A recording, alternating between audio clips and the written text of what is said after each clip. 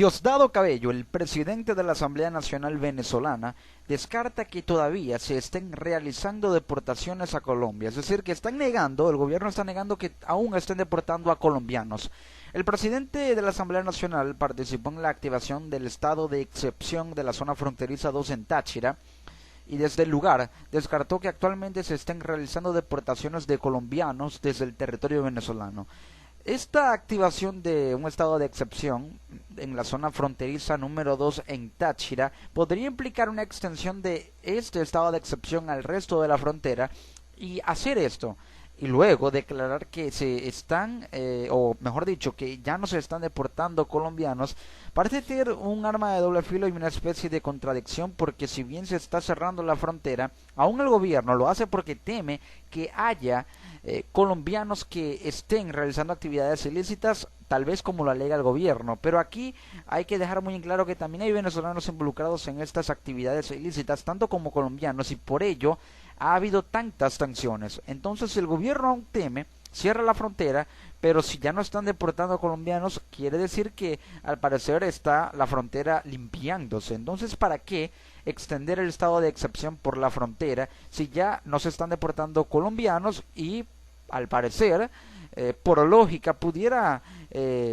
digamos, parecer esta situación como que ya no se está en alta, digamos, en alta tensión o en alta alerta, en alta vigilancia, en mucha vigilancia, porque se están dando actividades ilegales. Suena un poco contradictorio, pero tal vez lo hace a manera de prevención. Dijo Diosdado Cabello: desde el miércoles pasado no se hace ninguna deportación, no son ni siquiera 1000 deportados, muchos de ellos abandonaron voluntariamente el territorio. Pero ¿qué hacían acá, en primer lugar?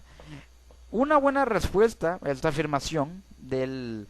actual presidente de la Asamblea Nacional, Diosdado Cabello, pudiera ser que, de hecho, lo publicó la Organización de Naciones Unidas el día lunes, que se han deportado 1100 colombianos. Venezuela, el gobierno venezolano, desde que inició esta operación, está o ha deportado a 1100 colombianos,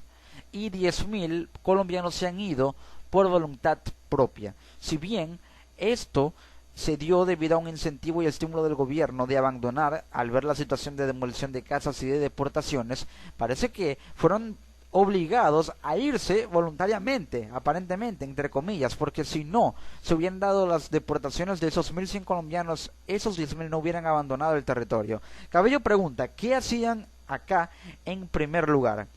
Ese primer lugar es la política que creó el gobierno venezolano para darles asilo a ciudadanos colombianos que tuvieron que huir de su país por la guerra y por las condiciones socioeconómicas en las que vivían.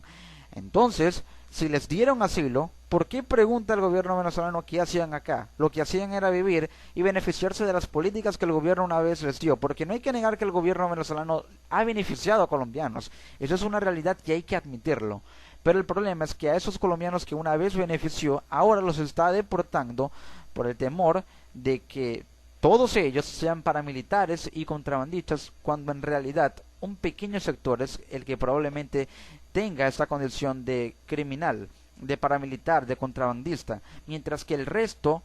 está conformado por familias honestas, humildes, de clase trabajadora, que lo que hacen es vivir dignamente en un país que en un principio les abrió las puertas, pero que al parecer ahora se las está cerrando. Según el parlamentario, indicó que los habitantes de la zona tachirense bajo estado de excepción se sienten tranquilos ante la medida, y de hecho se ha reportado que incluso han ido apareciendo varios productos luego de esta medida del estado de excepción, pero eso es otro tema. La cuestión aquí es que para evitar que se den más deportaciones y que la forma en que se va a evitar eso sea realmente efectiva, el gobierno debe crear una política de asilo temporal,